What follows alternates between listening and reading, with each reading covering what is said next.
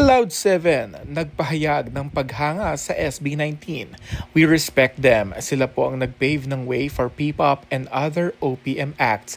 Siyempre po, we bow down to our kings sa mga nauna. Meron silang gagawing concert na malapit na, kaya naman nagkaroon ng MediaCon at kumbaga tinanong ang Cloud7 tungkol sa SB19. Kaya naman yun ang kanilang sinagot. Matatandaang talagang very vocal talaga ang mga members ng Cloud7 sa paghanga nila sa miyembrong SB19.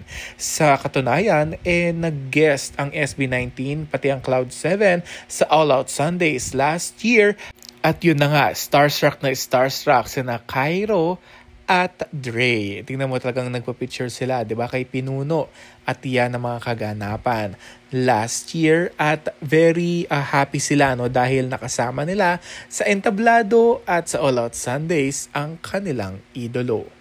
Narito pa si Cairo, talaga namang pumunta pa sa MacDo para malaman kung ano nga bang postcard na mapipili niya dito sa kanyang pag-unbox. Talagang very supportive din talaga ang Cloud7 sa SB19.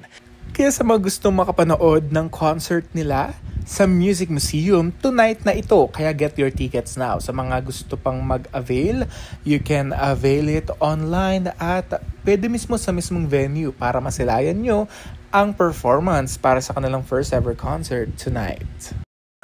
Hello mga ka-TikTok world out there, it's me again, Jayco, for another round of Jayco Talks. And this is for Sparkle on the Spot. And we have Cloud7, syempre ang newest P-pop group dito sa Jimmy Sparkle. Ay, introduce natin isa-isa. Hi, I'm Lucas. Hi, I'm Migs. Hi, I'm PJ. Hi, I'm Egypt. Hello, I'm Johan. Hello po, I'm Cairo. Hello po, I'm C7 Fia. And you are? Cloud7! Ayan, at dahil dyan, maglalaro po tayo ng Hepe Parade. Joke lang. How does it feel, guys, na finally, nandito na po tayo sa Sign for Stardom event at kapuso po tayo. Ayan. Sino pwede magtanong?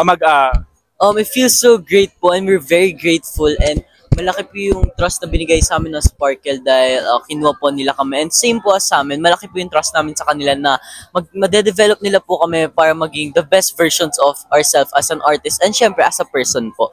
So we're looking forward to more ganaps, more events, and more of Cloud7. Yun po. Ayan. So, do you have song right now? No? May song na kayo. Can you tell us more about your newest song? Yes po. Please do stream our two songs Tara na tayo na on Spotify and YouTube. This is under?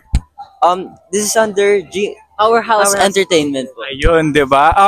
Can we, pwede rin ba kayo mag-guest sa All Out Sundays? Ganun, may mga, promotional?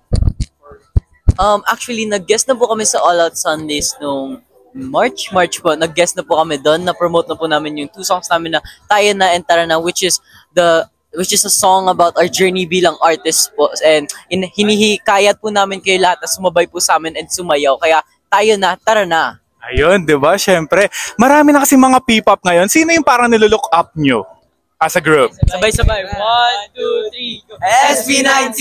Ayan, mga mahalimo, mga 18 fans out there, di ba? Siyempre, kings na sila. And siyempre, kung Prince, baka siyempre kayo na yun, di ba? Ayun.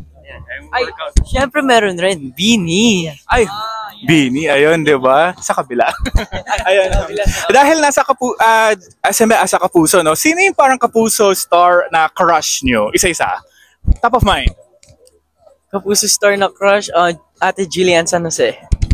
Ako po, pwede pong boy crush. Sure. Like, si David Licao ko po. Chinito. Jillian Ward. Pwede, boy po pwede, no? Pwede. Alden Richard po. Nilook up niya sina Alden and David. How about you? Counted po si Marian Rivera. Siyempre, di ba? Primetime queen, di ba? My guardian alien. How about you? Julian San Jose rin po. Si Ding Dong Dances po. Ding Dong Dantes. Siyempre, yung paghanga naman you look up to. Pero most likely si Julian San Jose, no? Ang ating Asia's Limitless Star. So, message lang to everyone at sa mga fans nyo. Ano yung fans? Rainbows. Mga rainbows out there na finally nag-sign na tayo dito sa Sign for Stardom. Sino pwede ayan? One message to the Rainbows is thank you so much po. Kung wala po kayo, hindi po kami makakarating sa estado po namin ngayon. And maraming pasasalamat po yung binibigay namin sa inyo dahil patuloy pa rin po kayo sumusuporta sa amin. Yung oras, yung pagod na binibigay para po makapunta lamang sa mga event namin and yung pag-stream po sa mga songs namin is really na-appreciate po namin and nakikita po namin lahat ng efforts nyo. So, thank you so much po. From Cloud7. Again, this is Cloud7 and I'm Jico. This is another round of Sparkle on the Spot. Thank you! Thank you guys! Thank you! Nasa Sparkle fans meeting kayo eh, di ba?